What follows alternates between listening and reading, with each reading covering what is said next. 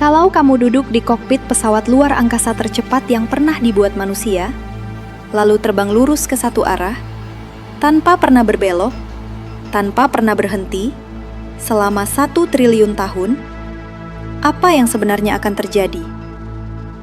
Pada suatu titik, apakah kamu akan menabrak semacam dinding di ujung alam semesta? Atau justru sebaliknya, kamu akan terus terbang selamanya, tanpa pernah menemukan apapun yang bisa disebut akhir.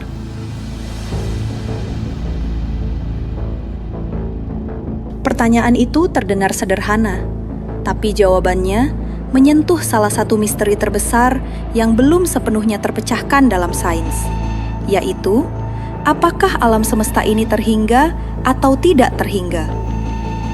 Setiap benda yang kita kenal dalam kehidupan sehari-hari punya batas. Kamar punya dinding, negara punya perbatasan.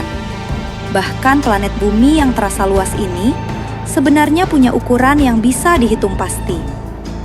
Otak manusia terbiasa berpikir bahwa segala sesuatu pasti punya ujung di suatu tempat. Dulu, manusia bahkan membayangkan langit malam sebagai semacam kubah raksasa yang menutupi bumi, lengkap dengan bintang-bintang yang ditempel rapi di permukaannya. Gambaran itu terasa masuk akal, karena memang begitulah cara mata kita menangkap langit. Tapi semakin jauh teleskop bisa menjangkau, semakin jelas juga bahwa gambaran kubah tadi cuma ilusi optik. Tidak ada permukaan padat di sana. Yang ada hanyalah ruang kosong yang meluas jauh melampaui apapun yang bisa dibayangkan manusia purba. Ketika astronom masa kini membahas ujung alam semesta, sebenarnya ada 2 pertanyaan berbeda yang sering tercampur jadi satu. Pertanyaan pertama, seberapa jauh yang bisa kita lihat dari bumi? Pertanyaan kedua, seberapa besar alam semesta yang sebenarnya, termasuk bagian yang sama sekali tidak bisa kita lihat? 2 pertanyaan ini punya jawaban yang sangat berbeda.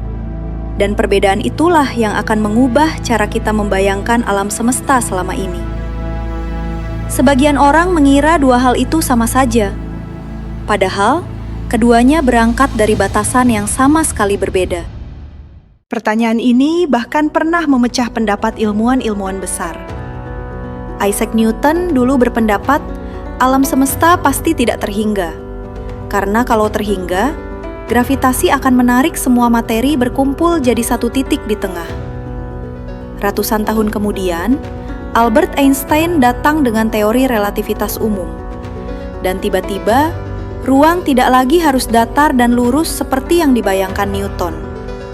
Ruang bisa melengkung. Dan kalau ruang bisa melengkung, alam semesta yang terhingga pun jadi mungkin secara matematis, tanpa harus punya ujung sama sekali. Perdebatan itulah yang jadi cikal bakal pertanyaan yang sedang kita bahas hari ini. Sebelum masuk ke jawabannya, ada satu hal yang membuat topik ini makin menggelitik. Kalaupun alam semesta memang tidak terhingga, bukan berarti kita bisa terbang sejauh apapun lalu melihat semuanya sekaligus.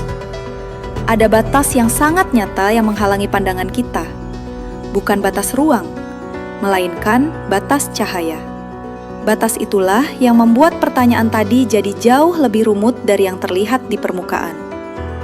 Begini penjelasannya. Alam semesta yang kita kenal lahir sekitar 13,8 miliar tahun lalu, lewat peristiwa yang biasa disebut Big Bang. Sejak saat itu, cahaya dari bintang dan galaksi mulai merambat ke segala arah. Karena cahaya butuh waktu untuk menempuh jarak, semakin jauh sebuah galaksi, semakin lama pula cahayanya sampai ke mata kita. Artinya, saat kita menatap langit malam, kita sebenarnya sedang menatap masa lalu, bukan kondisi galaksi itu sekarang ini. Karena umur alam semesta terbatas, jarak yang bisa ditempuh cahaya pun otomatis terbatas. Bagian alam semesta yang cahayanya sudah sempat sampai ke bumi, itulah yang disebut alam semesta teramati, atau observable universe. Ukurannya diperkirakan sekitar 46 miliar tahun cahaya untuk setiap arah. dihitung dari bumi. Angka ini lebih besar dibanding usia alam semesta itu sendiri, karena ruang terus mengembang selama cahaya melakukan perjalanan menuju kita. Titik itu bukan dinding fisik, dan bukan juga pusat sebenarnya dari alam semesta. Itu cuma batas kemampuan penglihatan kita dari bumi. Bukan karena ruang berhenti di sana, tapi karena cahaya dari luar titik itu belum sempat sampai ke kita. Radiasi tertua yang bisa kita deteksi, radiasi latar gelombang mikrokosmik, kadang disebut sebagai dinding alam semesta teramati. Sebutan itu menyesatkan kalau dipahami sebagai batas fisik yang sungguhan. Yang sebenarnya, kita capai di situ adalah batas waktu, bukan batas ruang. Lalu bagaimana dengan alam semesta secara keseluruhan? Bukan cuma bagian yang bisa kita lihat. Ini belum punya jawaban pasti. Salah satu petunjuknya datang dari mengukur kelengkungan ruang. Apakah melengkung tertutup seperti permukaan bola? Melengkung terbuka seperti pelana kuda? Atau datar seperti bidang tak berhingga?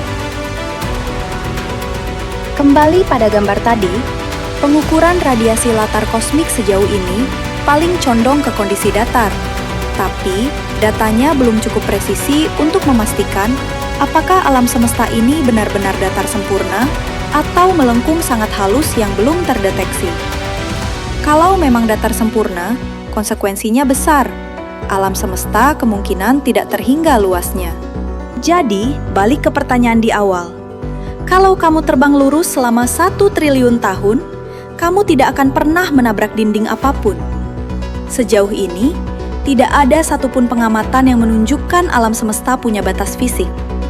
Kalau alam semesta memang benar-benar tidak terhingga, menurutmu itu bikin keberadaan kita terasa lebih kecil dan tidak berarti? Atau justru bikin kita merasa lebih bebas?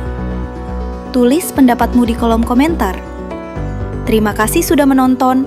Jangan lupa subscribe dan sampai jumpa di video berikutnya.